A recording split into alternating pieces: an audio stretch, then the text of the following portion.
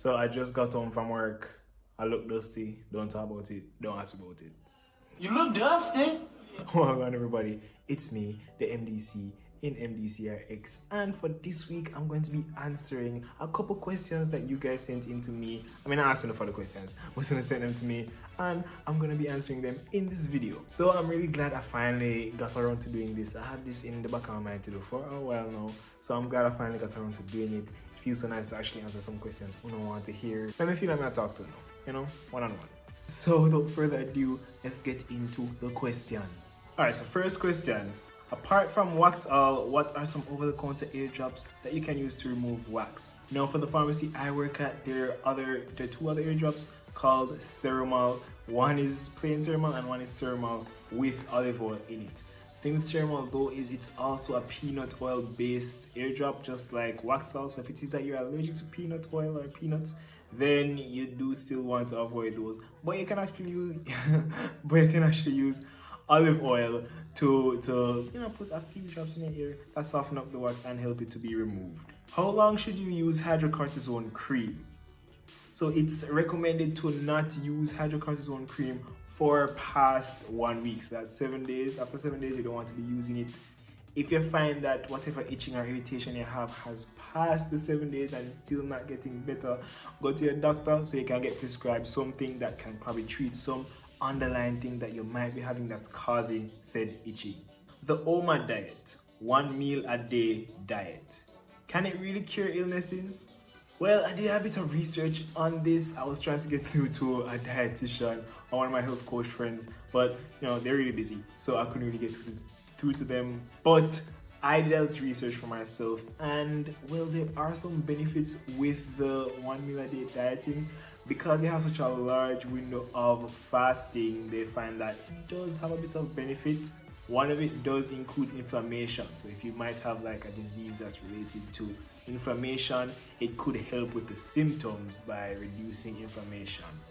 But the post I was reaching by healthline.com went on to say that the risks are actually, they might outweigh the benefits. And one of the risks include fluctuation in insulin levels and decreased insulin sensitivity and a higher blood glucose level, which, as we know, diabetes. I don't think you want diabetes, but if you want to go through with this diet, it's best way to go and speak to a dietitian to see how feasible it is. I myself, I don't think I wouldn't really mess with that one for too long of a period. No, like if you're doing it for I guess religious reasons, which wouldn't be an extended period, just for weight loss or something, then that should be fine because you're used to it. But if you're going onto it for say weight loss purposes or something like that, you can go and speak to a dietitian. They might even give you something that's way better for your specific body than this diet. What age should I start doing prostate checks and how often?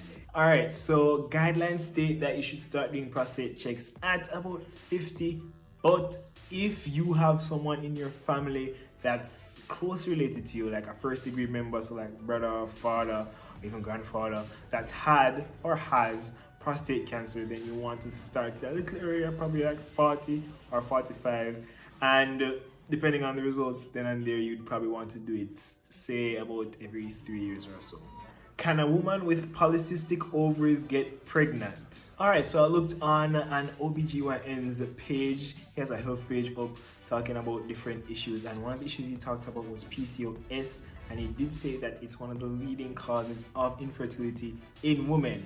And doing research on PCOS, it does show that it may cause complications in pregnancy. But puss and dog don't have the same look, so it's best for you to go check with your OBGYN and see what the chances are for you getting pregnant based on your stage, this and that. And don't be too down or too pessimistic, because I have a friend that actually, she had 2 children and she didn't even know she had PCOS until a little while after having the second one. Next question, can I trust my tap water?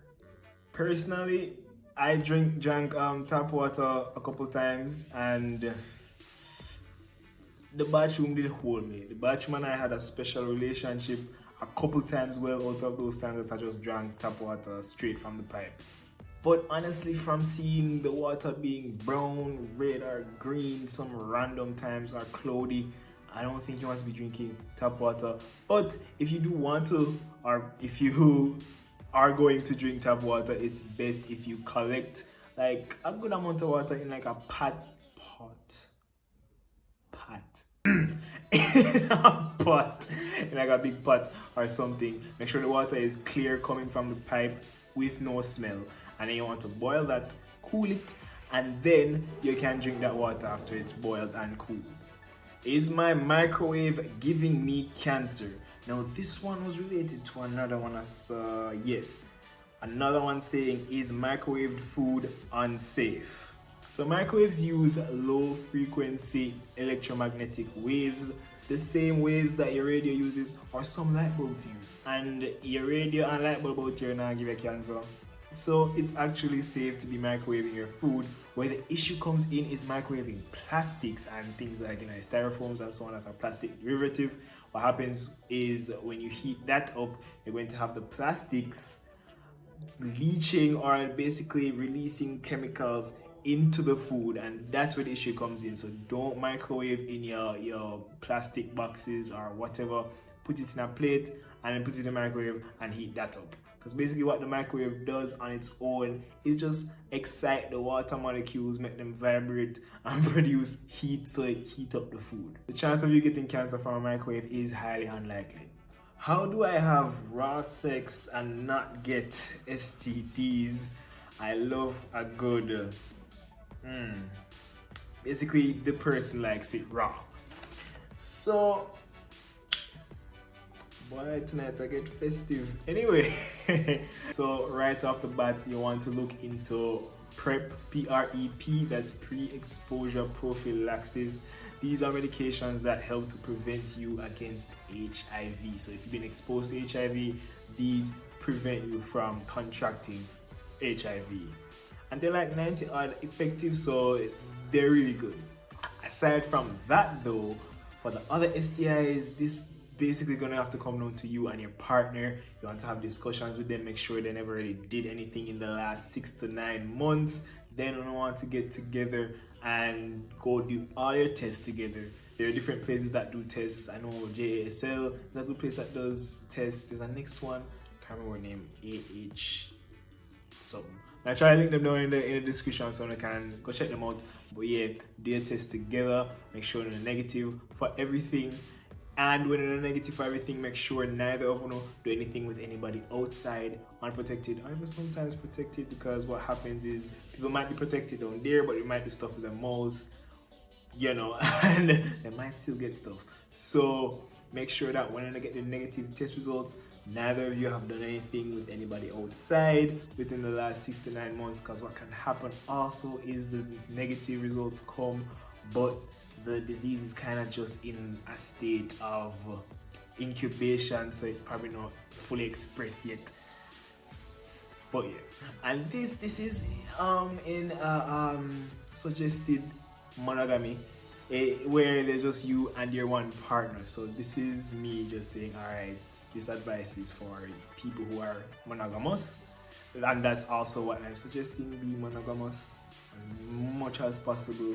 If you feel like you need to go outside, it needs to be protected, make sure you're wearing a condom, your dental dams for oral sex, and so on and so forth, and be on PrEP, all these things. But after all that, it just comes down to trust. If you trust the other person, if the other person trusts you, because then again, you're having a conversation about doing anything, and they might be lying, sadly, but hey. Differentiate yeast versus STD in males. What are some prevention and what are some treatments? Alright, so yeast infection in men isn't categorized as an STD. It can be transmitted via sexual intercourse though, but it's basically if the person you're having sex with, they have a yeast infection. So if there's a vaginal yeast infection, and then you place your genitals into that or mix it up into that, you're gonna just kind of have a topical transfer.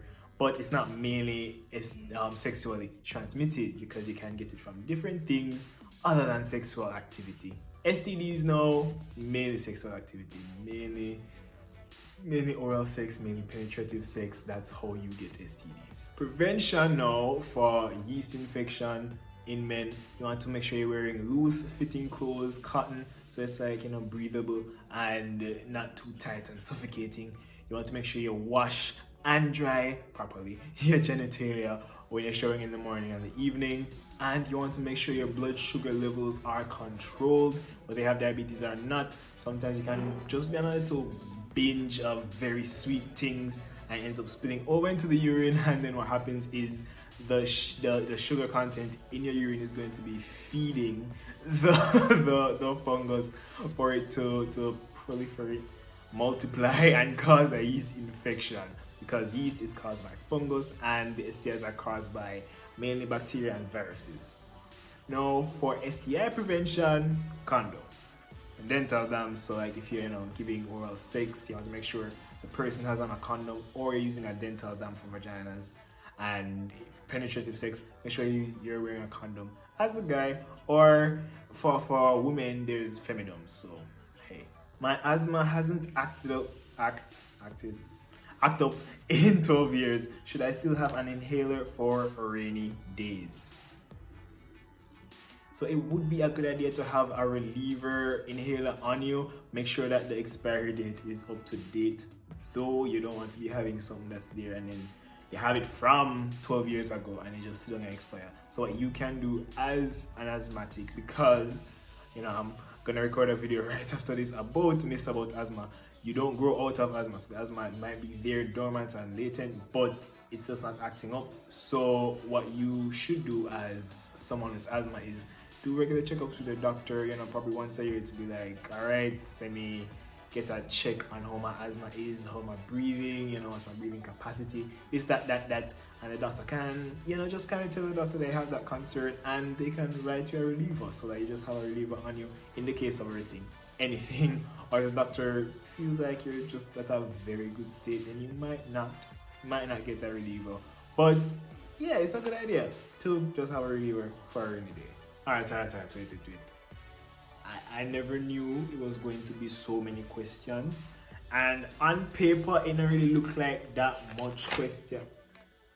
Oh, that's enough. Anyway, yeah, I mean, I always had it folded, so I always do this. I never yet did this.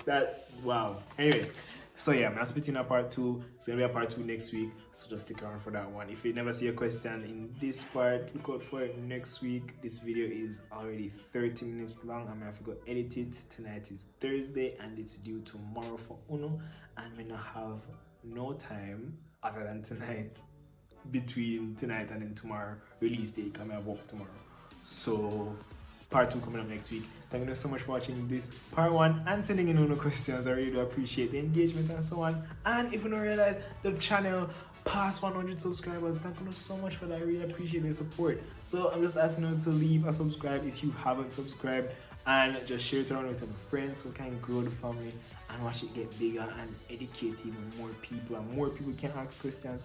We can sit around the campfire and laugh and chat and answer questions.